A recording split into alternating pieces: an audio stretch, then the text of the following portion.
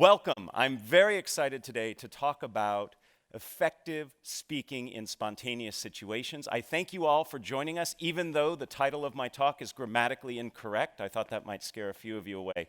But I learned teaching here at the business school, catching people's attention is hard, so something as simple as that I thought might draw a few of you here. So this is going to be a highly interactive and participative workshop today. If you don't feel comfortable participating, that's completely fine, but do know I'm going to ask you to talk to people next to you. There'll be opportunities to stand up and practice some things, because I believe the way we become effective communicators is by actually communicating. So let's get started right away. I'd like to ask you all to read this sentence, and as you read this sentence, what's most important to me is that you count the number of F's that you find in this sentence. Please count the number of F's. Keep it quiet to yourself.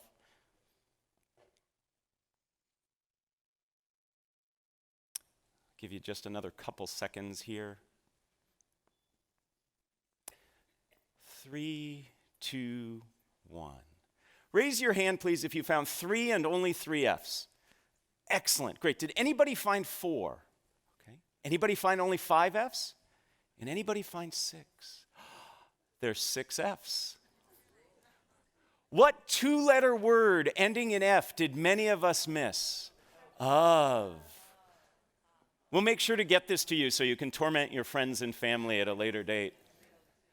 When I first was exposed to this over 12 years ago, I only found 3, and I felt really stupid. So I like to start every workshop, every class I teach with this to pass that feeling. No, that's not why I do this. I do this because this is a perfect analogy for what we're going to be talking about today. The vast majority of us in this room, very smart people in this room, were not as effective as we could have been in this activity. We didn't get it right. And the same is true when it comes to speaking in public, particularly when spontaneous speaking. It's little things that make a big difference in being effective. So today we're going to talk about little things in terms of your approach, your attitude, your practice that can change how you feel when you speak in public. And we're going to be talking primarily about one type of public speaking. Not the type that you plan for in advance, the type that you actually spend time thinking about, you might even create slides for. These are the keynotes, the conference presentation, the formal toasts. That's not what we're talking about today. We're talking about spontaneous speaking. When you're in a situation that you're asked to speak off the cuff and in the moment. What we're going through today is actually the result of a workshop I created here for the business school. Several years ago, a survey was taken among the students, and they said, what are things we could do to help make you more successful here? And at the top of that list was this notion of responding to cold calls. Does everybody know what a cold call is? It's where the mean professor like me looks at some student and says, "What do you think?" And there was a lot of panic and a lot of silence.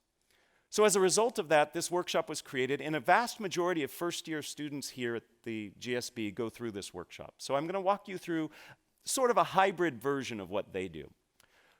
The reality is that spontaneous speaking is actually more prevalent than planned speaking. Perhaps it's giving introductions. You're at a dinner and somebody says, "You know so-and-so, would you mind introducing them?" Maybe it's giving feedback in the moment. Your boss turns to you and says, "Would you tell me what you think?" It could be a surprise toast. Or finally, it could be during the Q&A session. And by the way, we will leave plenty of time at the end of our day today for Q&A. I'd love to hear the questions you have about this topic or other topics related to communicating. So our agenda is simple. In order to be an effective communicator, regardless of if it's planned or spontaneous, you need to have your anxiety under control. So we'll start there.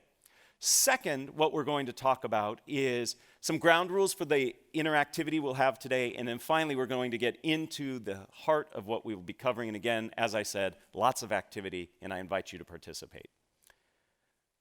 So let's get started with anxiety management. 85% of people tell us that they're nervous when speaking in public. And I think the other 15% are lying. Okay? We could create a situation where we could make them nervous too. In fact, just this past week, a study from Chapman University asked Americans, what are the things you fear most?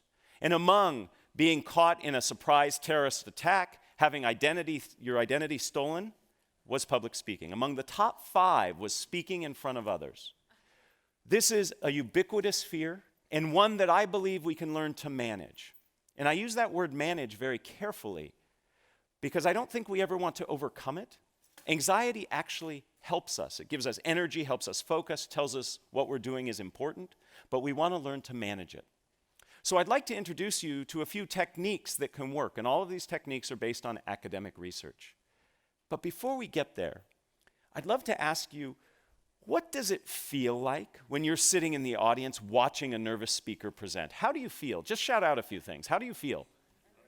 Uncomfortable. I heard many of you going, yes, uncomfortable. It feels very awkward, doesn't it? So what do we do? Now, a couple of you probably like watching somebody suffer, okay? But most of us don't. So what do? We sit there and we nod and we smile, or we disengage. And to the nervous speaker looking out at his or her audience, seeing a bunch of people nodding or disengaged, that does not help, okay? So we need to learn to manage our anxiety, because fundamentally, your job as a communicator, regardless of if it's planned or spontaneous, is to make your audience comfortable. Because if they're comfortable, they can receive your message. And when I say comfortable, I am not referring to the fact that your message has to be sugar-coated and nice for them to hear. It can be a harsh message, but they have to be in a place where they can receive it. So it's incumbent on you as a communicator to help your audience feel comfortable. And we do that by managing our anxiety. So let me introduce you to a few techniques that I think you can use right away to help you feel more comfortable. The first has to do with when you begin to feel those anxiety symptoms. For most people, this happens in the initial minutes prior to speaking. In this situation, what happens is many of us begin to feel whatever it is that happens to you. Maybe your stomach gets a little gurgly, maybe your legs begin to shake, maybe you begin to perspire. And then we start to say to ourselves, oh my goodness, I'm nervous. Uh-oh, they're going to tell I'm nervous. This is not going to go well. And we start spiraling out of control. So research on mindful attention tells us that when we begin to feel those anxiety symptoms, we simply greet our anxiety and say, hey, this is me feeling nervous. I'm about to do something of consequence. And simply by greeting your anxiety and acknowledging it, that it's normal and natural. Heck, 85% of people tell us they have it. You actually can stem the tide of that anxiety spiraling out of control. It's not necessarily going to reduce the anxiety, but it will stop it from spinning up. So the next time you begin to feel those anxiety signs, take a deep breath and say, this is me feeling anxious. I notice a few of you taking some notes. There's a handout that will come at the end that has everything that I'm supposed to say, okay? Can't guarantee I'm going to say it, but you'll have it there. In addition to this approach, a technique that works very well, and this is a technique that I helped do some research on way back when I was in graduate school, has to do with reframing how you see the speaking situation. Most of us, when we are up presenting, planned or spontaneous, we feel that we have to do it right, and we feel like we are performing. How many of you have ever acted, done singing or dancing? I'm not going to ask for performances now. Okay, many of you have. We should note that we could do next year maybe a talent show of alums. It looks like we got the talent there. That's great. So when you perform, you know that there's a right way and a wrong way to do it. If you don't hit the right note or your right line at the right time, at the right place, you've made a mistake. It messes up the audience. It messes up the people on stage. But when you present, there is no right way. There's certainly better and worse ways, but there is no one right way. So we need to look at presenting as something other than performance. And what I'd like to suggest is what we need to see this as is a conversation. Right now, I'm having a conversation with 100+ people rather than saying I'm performing for you. But it's not enough just to say this is a conversation. I want to give you some concrete things you can do. First, start with questions. Questions, by their very nature, are dialogic. They're two-way. What was one of the very first things I did here for you? I had you count the number of F's and raise your hands. I asked you a question. That gets your audience involved. It makes it feel to me as the presenter as if we are in conversation. So use questions. They can be rhetorical. They can be polling. Perhaps I actually want to hear information from you. In fact, I use questions when I create an outline for my presentations. Rather than writing bullet points, I list questions that I'm going to answer. And that puts me in that conversational mode. If you were to look at my notes for today's talk, you'll see it's just a series of questions. Right now I'm answering the question, how do we manage our anxiety? Beyond questions, another very useful technique for making us conversational is to use conversational language. Many nervous speakers distance themselves physically. If you've ever seen a nervous speaker present, he or she will say something like this: "Welcome, I am really excited to be here with you."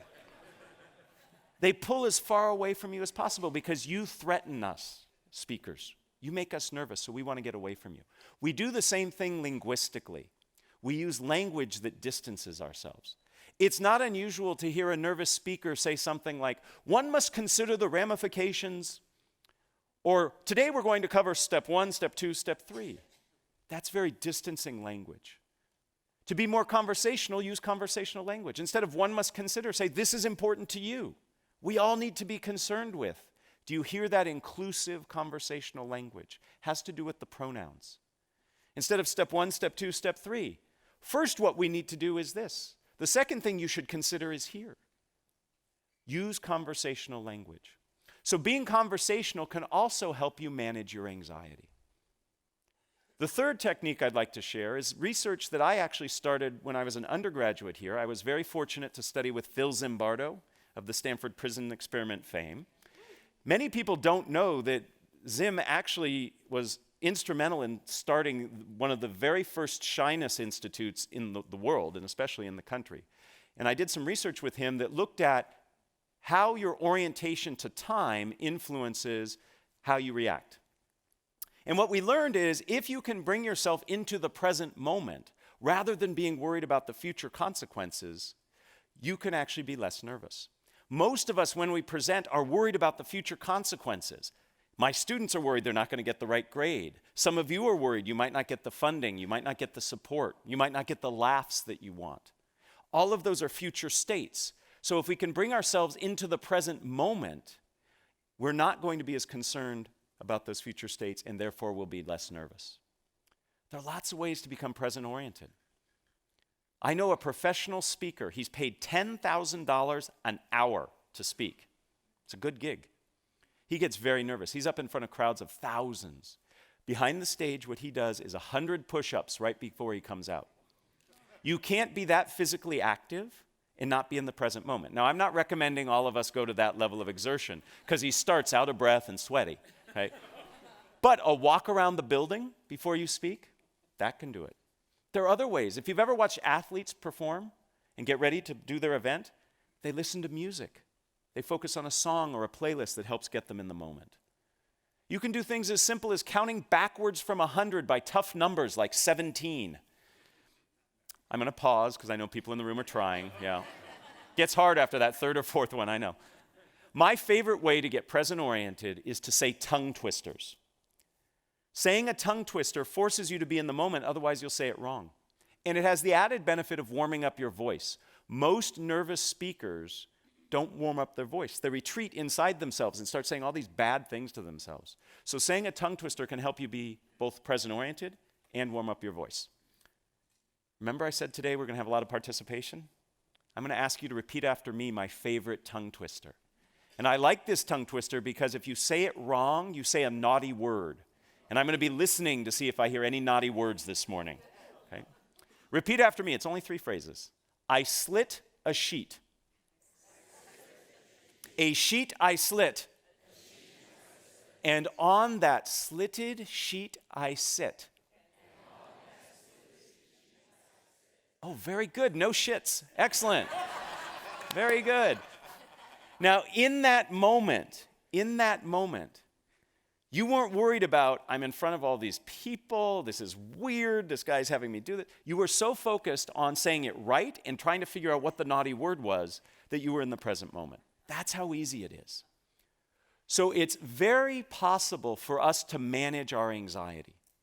We can do it initially by greeting the anxiety when we begin to feel those signs.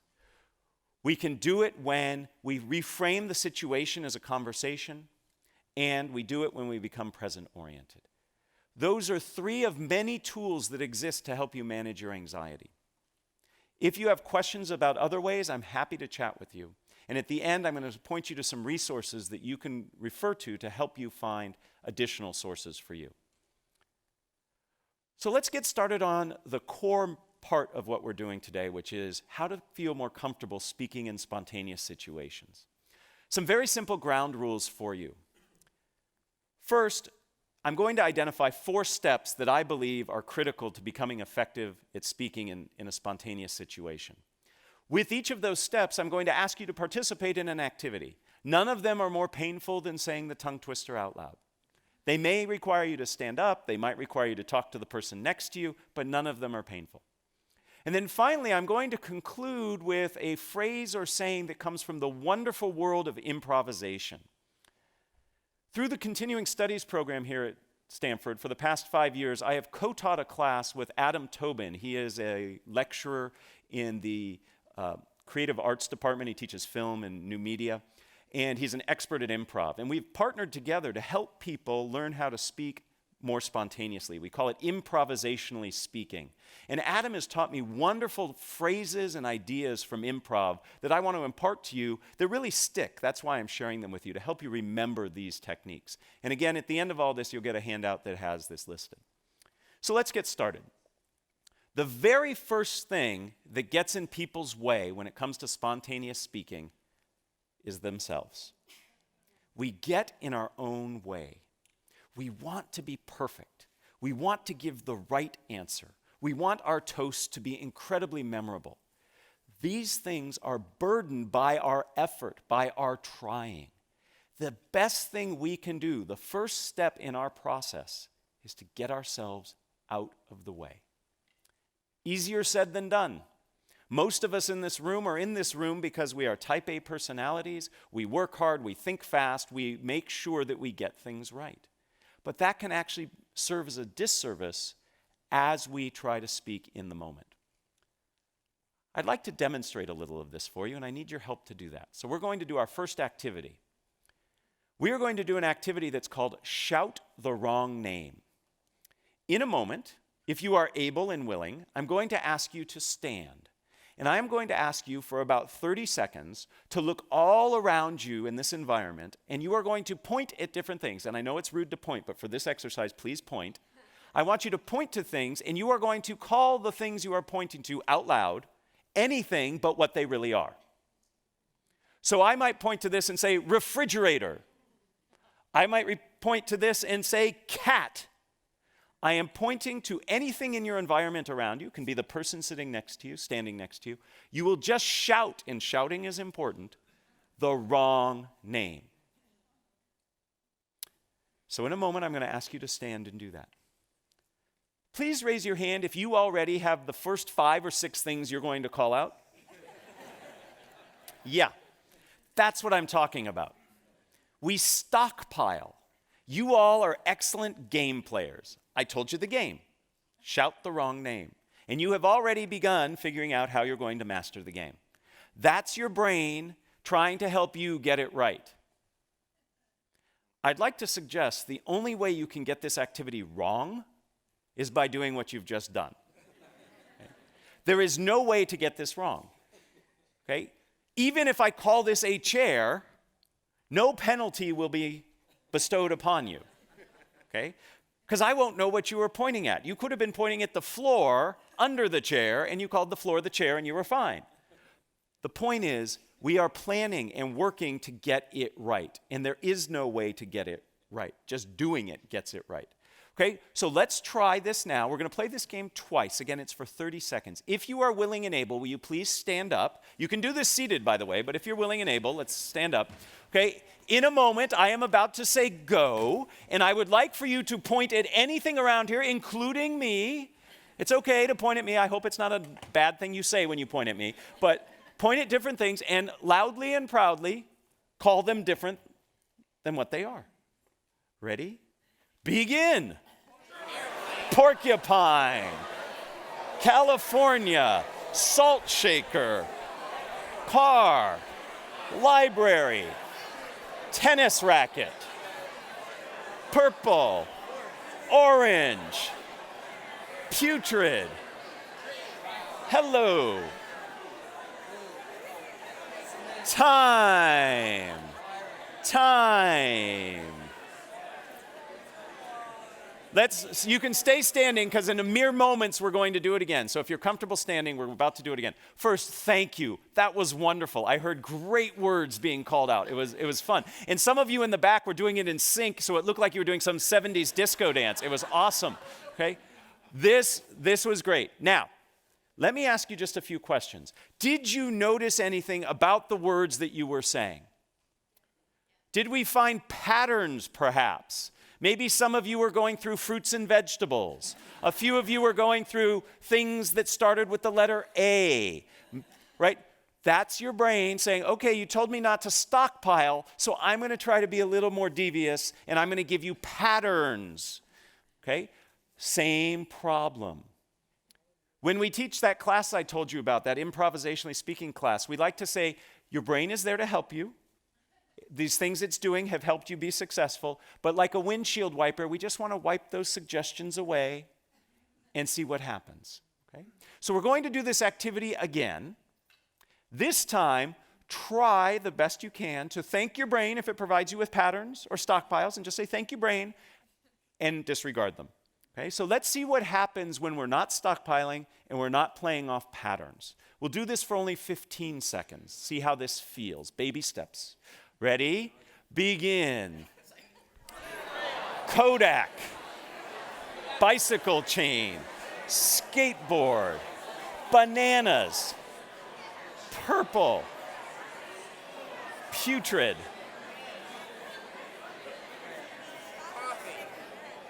Time. Please have a seat. Thank you again. Did you notice a difference between the second time and the first time? Yes. Was it a little easier that second time? No. That's okay. We're just starting. These skills are not like a light switch. It's not like you learn these skills and then all of a sudden you can execute on them. This is a wonderful game. This is a wonderful game to train your brain to get out of its own way. You can play this game anywhere, anytime. I like to play this game when I'm sitting in traffic. Makes me feel better. I shout things out. They're not the naughty things that I want to be shouting out, but I shout out things and it helps.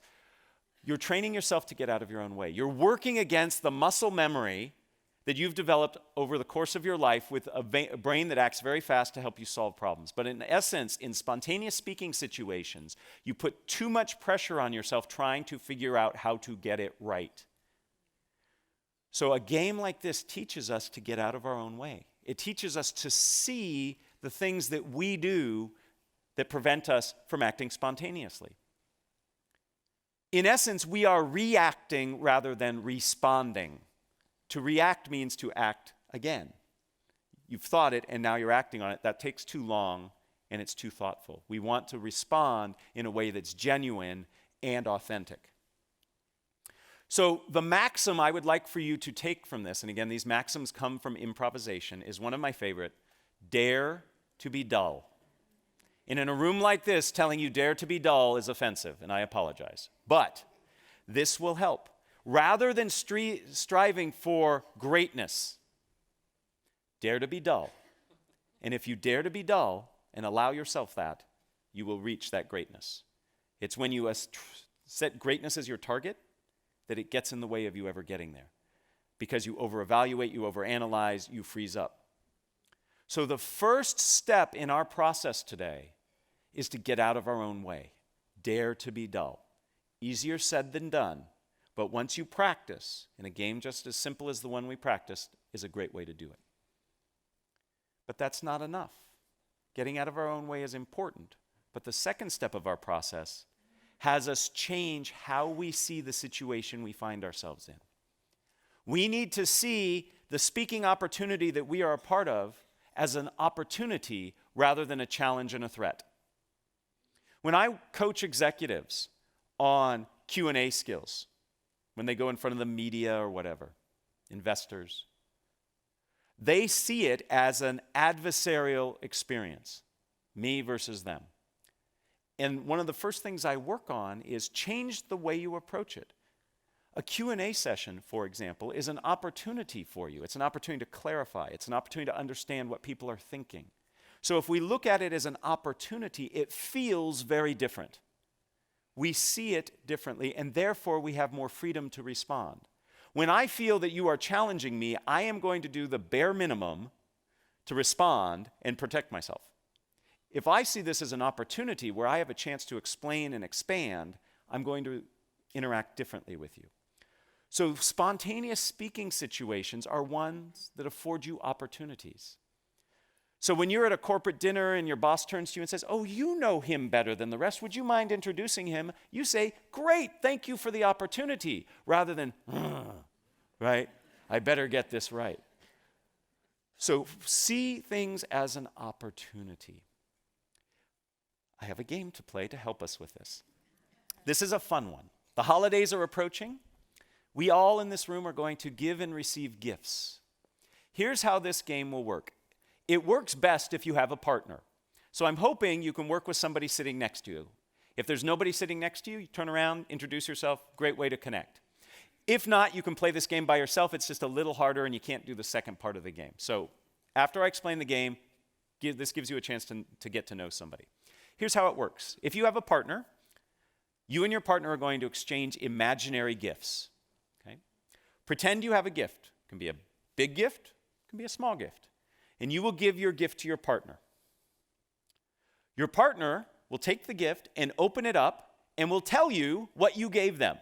Because you just gave them a gift. So you are going to open up the box and you're going to look inside and you are going to say the first thing that comes to your mind in the moment, not the thing you have all just thought of. Or the thing after that. Remember what we talked about before? That still plays. That's still in play. Okay, you're stockpiling. Look in there. My favorite that I said, somebody gave me a gift during playing this game. I looked inside and I saw a frog leg. I don't know why I saw a frog leg, but that's what I said. That's the first part of the activity. Now, the opportunity is twofold in this game. The opportunity is for you, the gift receiver, to name a gift. That's kind of fun. That's an opportunity. It's not a threat. But the real opportunity is for the gift giver, because the gift giver then has to say, so you look and you say, "Thank you for giving me a frog's leg," and the person will look at you and say, "I knew you wanted a frog's leg because..."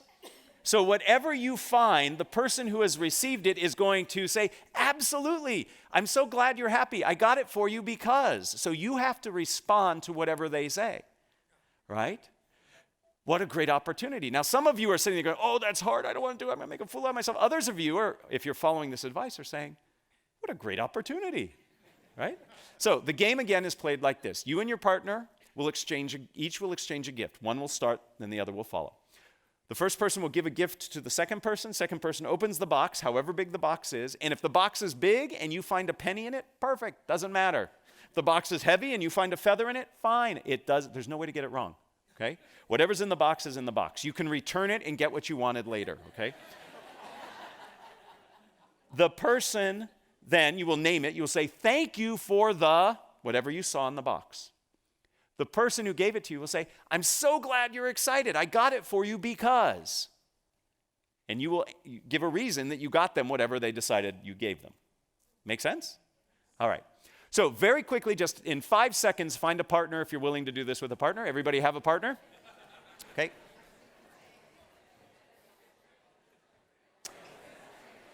All right. In your partnerships, pick an A person and a B person. You may stand or sit. It's totally up to you. Pick an A and pick a B. Okay? B goes first. Ha, ha, ha. All right. B, give A a gift. B, give A a gift. A, thank them. And then B will name and give the reason they gave it to him.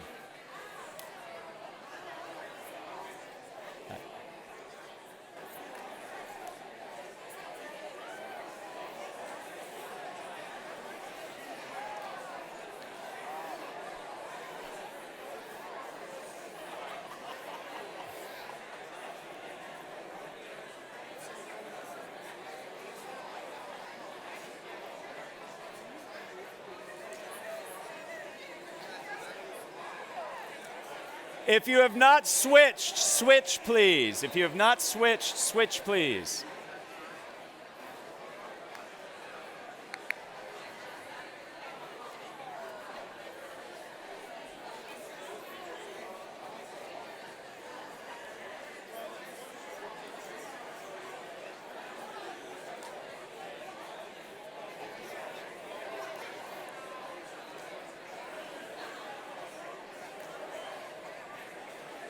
Let's wrap it up in 30 seconds, please. Let's wrap it up.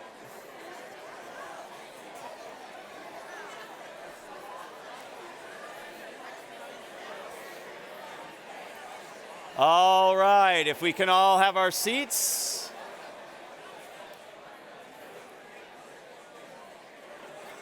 If we can all take our seats, please. I know I'm telling a room of many MBA alums to stop talking, and that's hard.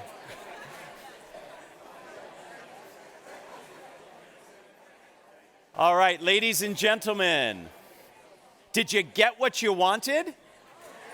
Pretty neat, huh? You always get what you want. Now, for some of you, this was really hard because you were really taking the challenge and not seeing what was in the box until you looked in there. Okay? Was anybody surprised by what you found in the box? What did you find, sir? What was in the box? What? Wow. Nice. Nice. If you've got a Ferrari, you need a transmission. I like it.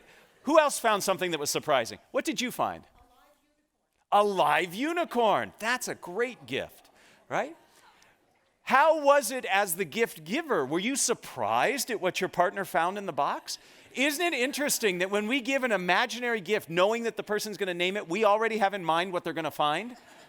And when they say live unicorn, we go, well, that's interesting, right? So the point of this game is to, one, remind ourselves we have to get out of our own way, like we talked about before, but to see this as an opportunity and to have fun. I love watching people play this game. The number of smiles that I saw amongst you, and I have to admit, when I first started, some of you looked a little dour, a little doubting, okay? But in that last game, you were all smiling and looked like you were having fun. So when you reframe the spontaneous speaking opportunity as an opportunity, as something that you can co-create and share, all of a sudden, you are less nervous, less defensive, and you can accomplish something pretty darn good. In this case, a fun outcome. This reminds us of perhaps the most famous of all improvisation sayings, yes and. A lot of us live our communication lives saying no but.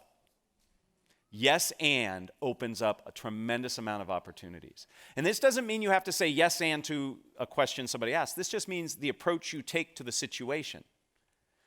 So you're going to ask me questions. That's an opportunity. Yes, and I will follow through. Versus no and being defensive. So we've accomplished the first two steps of our process. First, we get out of our own way, and second, we reframe the situation as an opportunity. The next phase is also hard but very rewarding, and that is to slow down and listen. You need to understand the demands of the requirement you find yourself in order to respond appropriately. But often, we jump ahead. We listen just enough to think we got it, and then we go ahead, starting to think about what we're going to respond, and then we respond. We really need to listen. Because fundamentally, as a communicator, your job is to be in service of your audience. And if you don't understand what your audience is asking or needs, you can't fulfill that obligation. So we need to slow down and listen. I have a fun game to play. In this game, you are going to SPLLEVERYTHINGYOUSAY.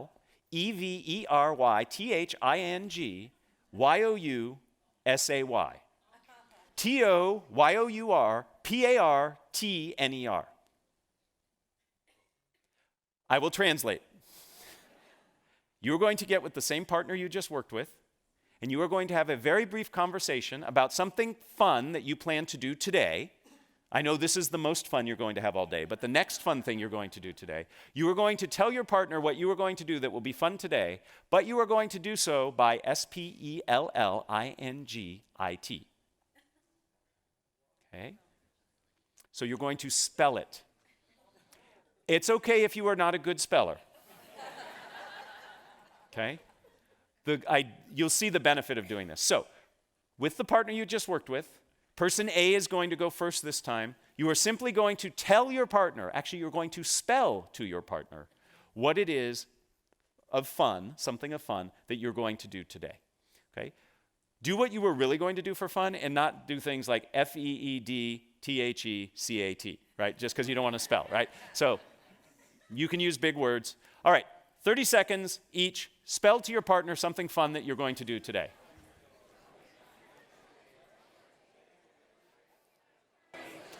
Would you like to play? Go ahead. GOTHEGAME. Oh my goodness, say it again. Spell it again. Yep. Yep. GAME. EXCEELLENT. IHOPETHAT THEYWIN. EXLCELLENT.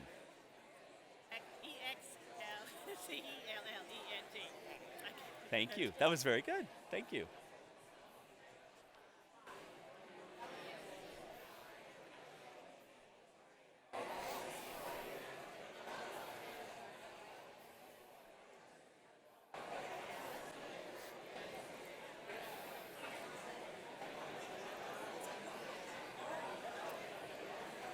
If you have not switched, switch. Take 30 more seconds with the new partner spelling.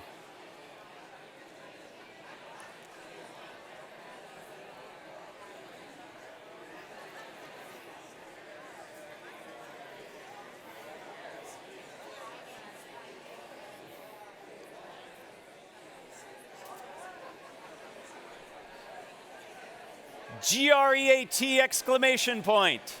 THANKYOU PLEASE TAKEYOURSEAT.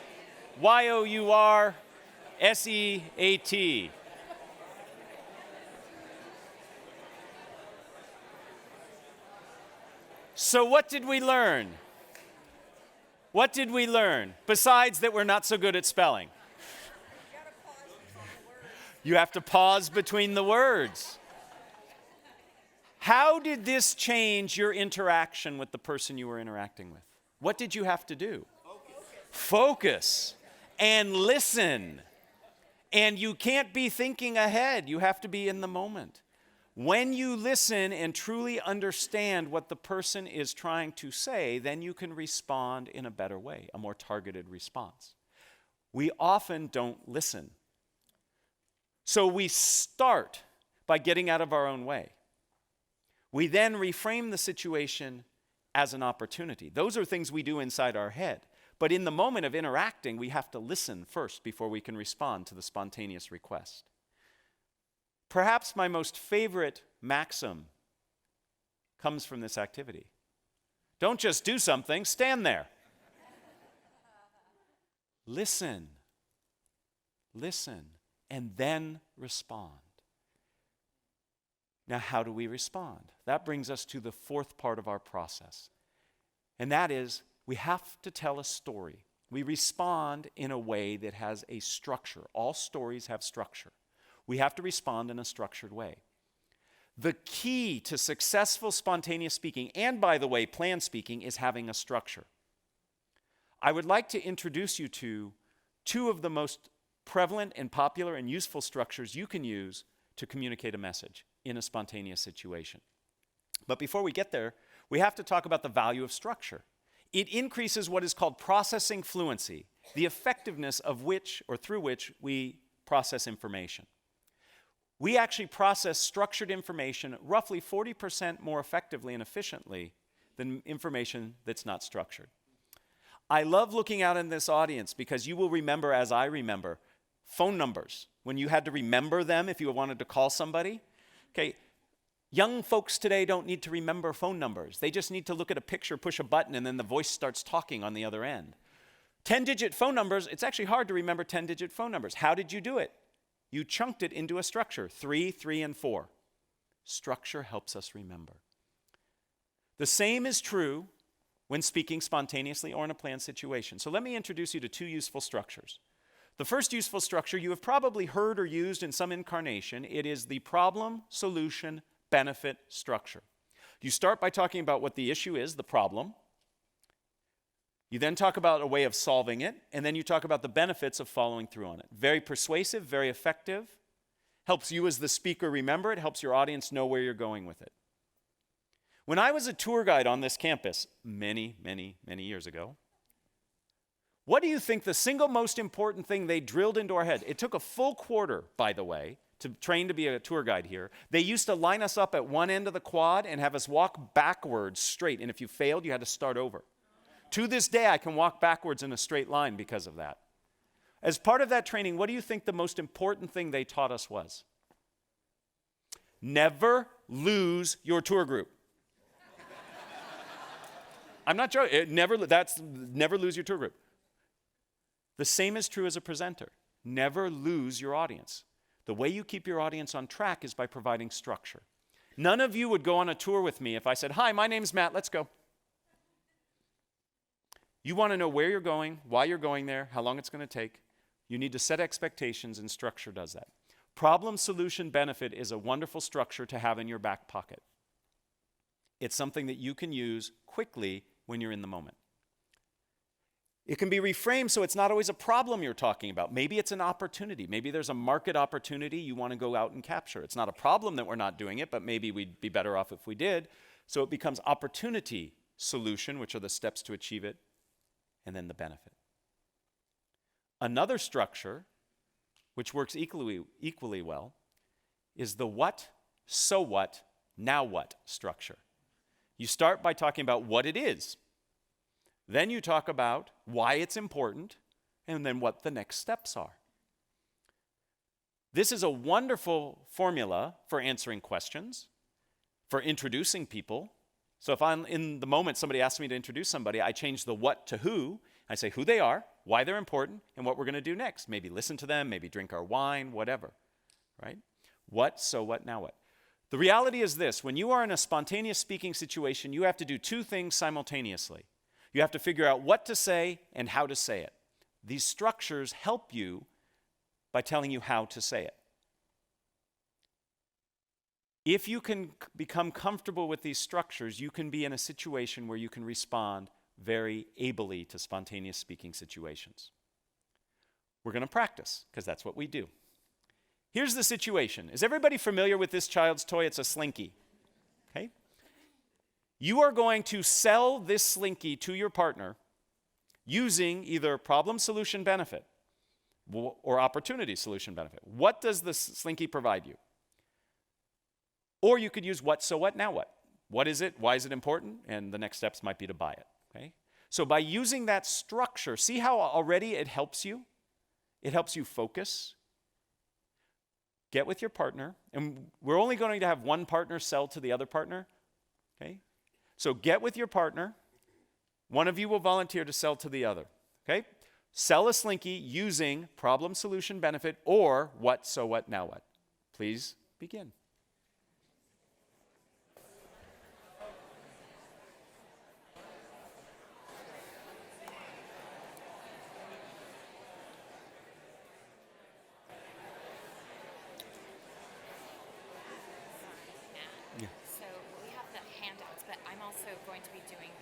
The microphone?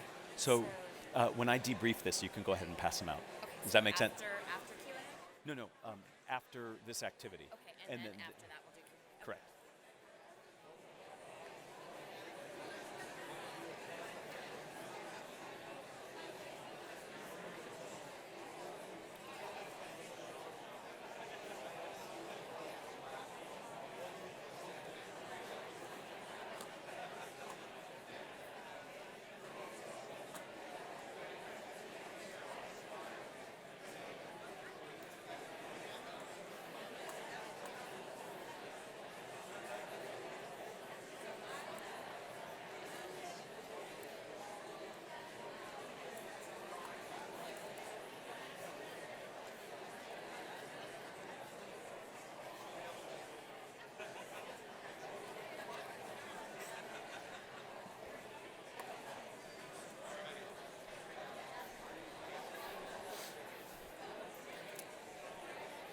30 more seconds, please.